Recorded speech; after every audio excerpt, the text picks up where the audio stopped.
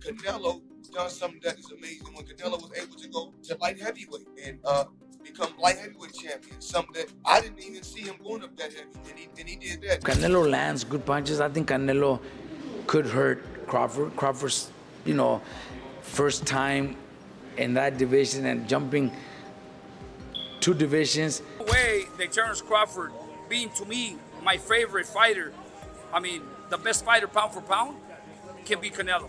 A 147 pounder moving up to 68. Floyd Mayweather believes Terence Crawford stands little chance against Canelo Alvarez, citing a major weight and size disadvantage. He emphasizes that success across multiple weight classes requires more than just skill.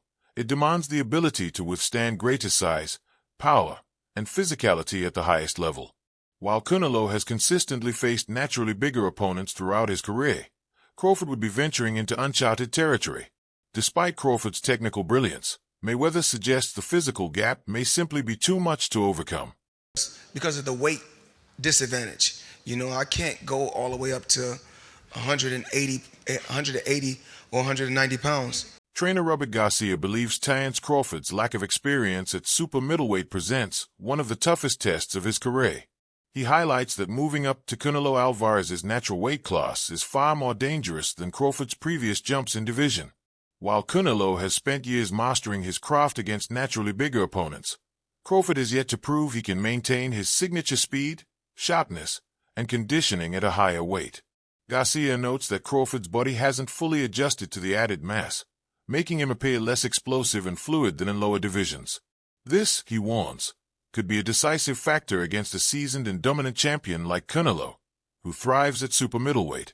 Jumping 2 divisions where he only had 1 fight at 154 and didn't look his best either. So there's a lot of questions, about that. And that's why a lot of people think Canelo is going to knock out Crawford. But I'm probably one of the only ones that I do give Crawford a chance. Yeah. I think Crawford could pull it off. Crawford is very talented. He's very fast. He's very smart in the ring. So I think a perfect fight, Crawford could pull off a decision. Mm-hmm. Okay. I think he could win a decision. I don't pick him. I wouldn't put my money on him winning because it's a very dangerous, risky fight, especially with Canelo being so strong. But Canelo's last few performances, he's looked slow, flat-footed, looking for 1 punch at a time. And if that's the Canelo that fights Crawford, Crawford could win a decision. Crawford could outbox him, could outsmart him, could land 3-4 punch combinations and move and win a decision. So do I give Crawford a chance? 100% think Crawford could pull it off. Would I put my money on it? Probably not, but I do give him a chance. Yeah, good stuff. Look, Robert, appreciate you taking time to speak to me. I appreciate you letting me in the gym today. Always a pleasure. And hopefully be catching up sometime soon. Thanks appreciate for coming. it. Thank you. Very Cheers. much. The significance of the Terence Crawford versus Canelo Alvarez bout cannot be overstated. As one commentator notes, if Crawford manages to overcome Canelo's size, power, and experience at super middleweight, it would elevate his legacy to unprecedented heights. Such a victory would not only silence critics of his resume, but also place him firmly in the conversation alongside Floyd Mayweather as one of the greatest fighters of all time. Defeating a champion of Canelo's caliber could establish Crawford as the premier pound-for-pound fighter of his generation. However, the expert emphasizes that even this monumental feat wouldn't eclipse Mayweather's legacy. An undefeated career and unparalleled dominance across multiple eras still set Mayweather apart. Still, the opportunity for Crawford to enter that elite historical tier makes this clash a true turning point in boxing lore. Time undisputed is insane. If you were to beat Canelo, Terence Crawford, at that point, pound for pound, right under Floyd. Wherever you got Floyd, I put whatever you got him, Terence Crawford is right behind him. Unless you got him first. Okay, how about me? Because I don't have Floyd in my top 10. I have Pacquiao over Floyd. So I know somebody's about to get moist, but I would put Terence Crawford, man, that's old school. That's Henry Armstrong, Sam Langford. Like that's old. That's Joe Gans and Barbados Joe Walcott and Barbados Joe, not Jersey. I'm Barbados. Like, that's old school accomplishments. Man, that's throwback. I would have to assess that. 3-time undisputed in the 4-belt era, and against who? Yo, that I don't think Pacquiao would have I don't think he achieved anything in a single fight that would be greater than Terence Crawford jumping up 3 weight classes and beating Canelo. I don't think Pacquiao achieved anything in a single fight greater than that. Not in a single fight.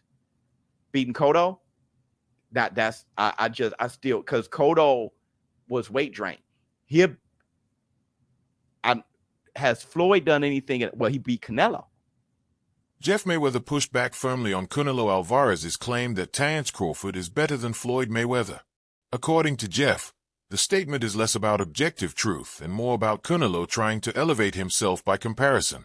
He suggests that since Canelo lost decisively to Floyd, claiming that Crawford is superior provides Canelo with an indirect way to downplay that loss. Jeff acknowledges Crawford's immense talent but argues that he has not yet matched Floyd's accomplishments.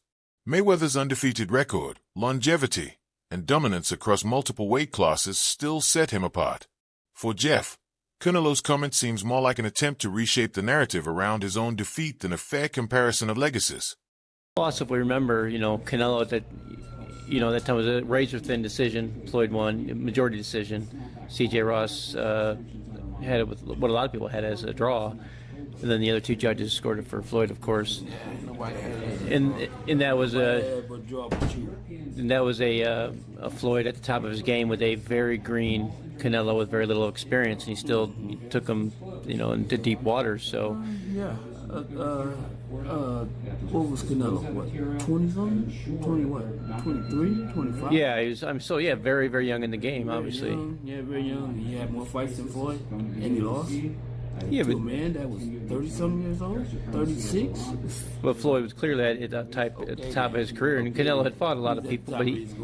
But how are you at the top of your career in your prime? You in your prime? You ain't in your prime when you're at 36. That's not your prime. Did he lose? 20s.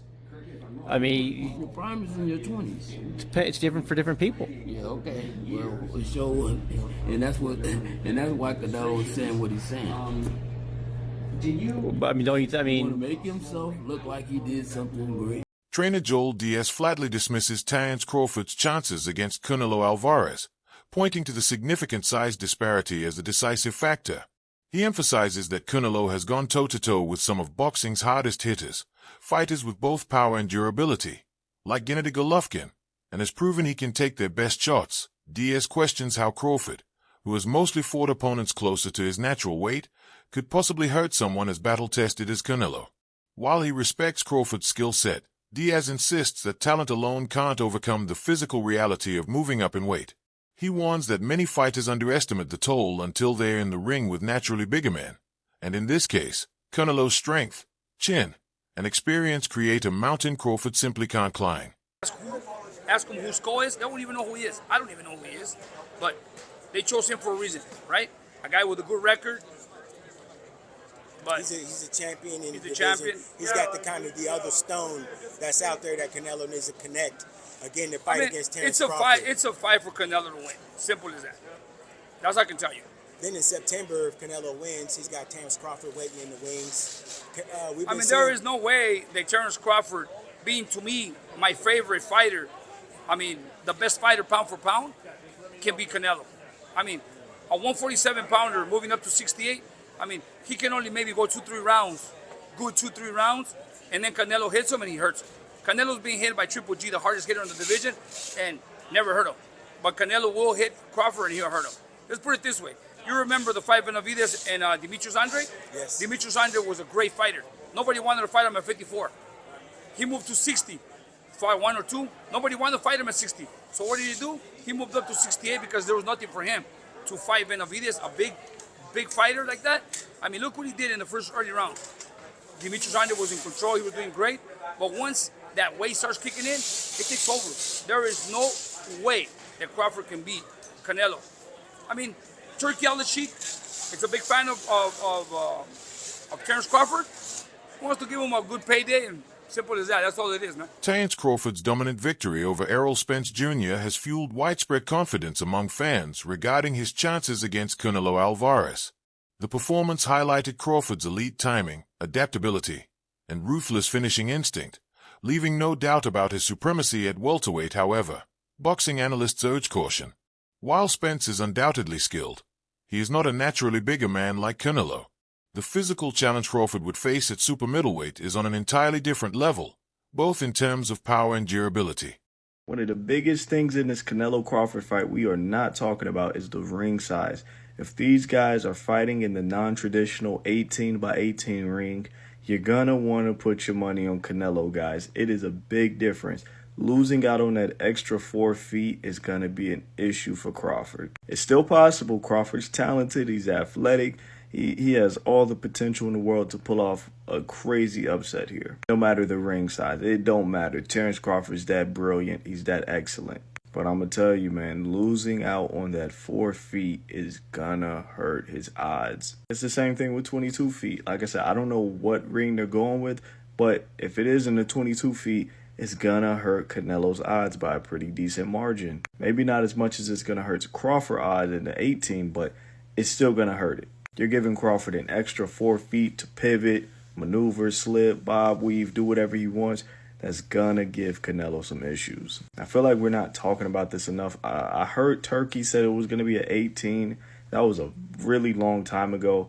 Like I said, I don't know if they've confirmed what it's going to be quite yet, but I think it's interesting.